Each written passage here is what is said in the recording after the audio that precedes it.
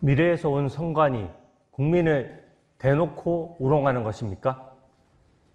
선관위가 시간대별 투표율을 입력하는 과정에서 1시간 30분 이상 앞당겨서 미리 투표자 수를 허위 기입해 넣었습니다.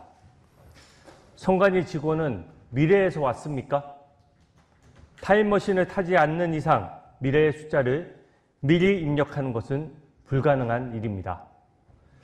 선관위 로고 기록을 조사한 결과 지방선거에서 47곳, 대선에서 26곳, 또 총선에서 44곳에서 이 같은 타임머신 조작 입력이 발견됐습니다.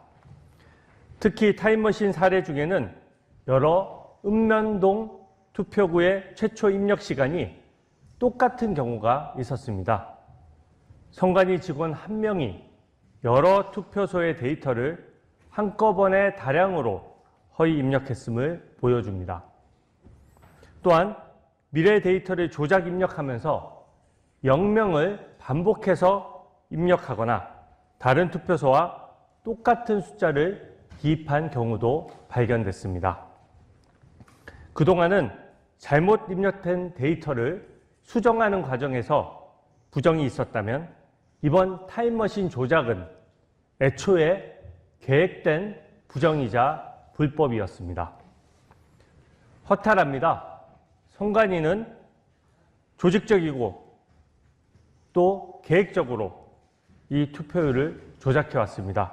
그동안 가슴 졸이며 투표율 추이를 본 국민들과 후보자들을 우롱해 온 것입니다.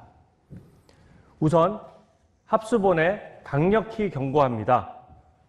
선관위의 반복적 조직적 범죄가 이제는 입증된 단계에 이르렀습니다. 선관위의 조직적 증거인멸이 시작됐을 것입니다. 저번 제 기자회견 후 추가 압수수색을 했지만 아직 많이 부족합니다. 수사 범위를 이번 지방선거에 한정하지 말고 지난 대선과 총선에서의 투표율 조작 행위에 대해서도 수사를 확대하고 즉각 강제 수사에 나서십시오. 둘째, 국정조사 특위 차원에서도 어떠한 선입견도 또 성역도 없는 철저한 조사가 이루어져야 합니다. 국민의 명령입니다. 윤상현 국조특위위원장이 투표자 수 허위 입력을 투표율 조작이라고 보는 것은 선동이라는 취지로 말했습니다. 저는 생각이 완전히 다릅니다. 득표율에 대해서 고의 조작 가능성을 완전히 닫아놓고 조사해서는 안 됩니다. 투표자 수도 이렇게 고의 조작될 것이라고 우리 국민들께서 상상이나 하셨습니까? 다른 부정과 불법이 없었다고 누가 무슨 권리로 단정할 수 있습니까?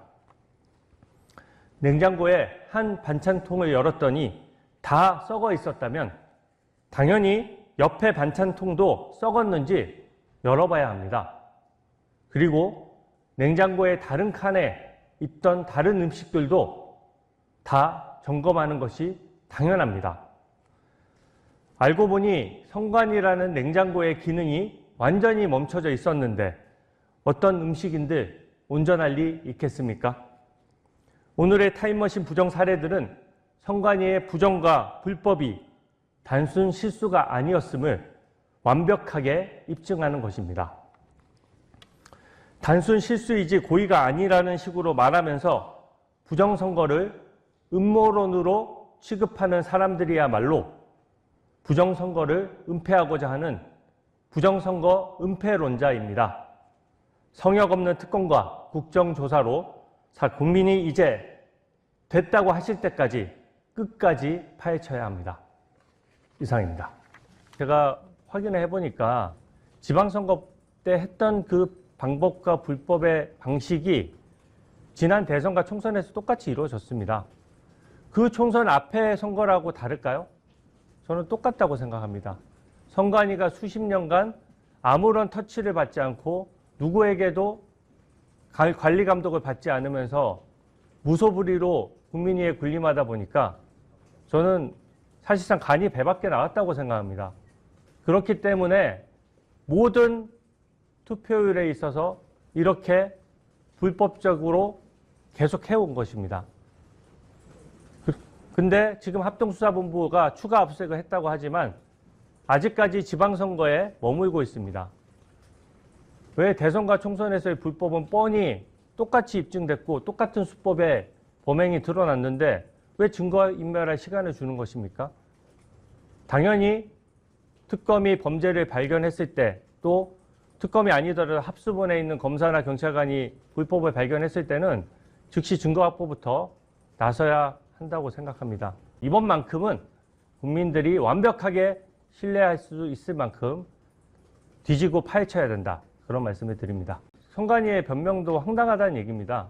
선관위가 마지막 숫자만 맞춰야 된다라고 변명을 했는데 그 선관위 직원들의 마인드가 그런 식으로 이때까지 세팅이 돼서 이때까지 그렇게 해온 것입니다. 아니, 선거가 끝나고 나서 투표율을 아는 거는 그냥 말 그대로 단순 호기심 차원이지 유권자의 의사에 선거가 다 끝났는데 무슨 관련이 있습니까?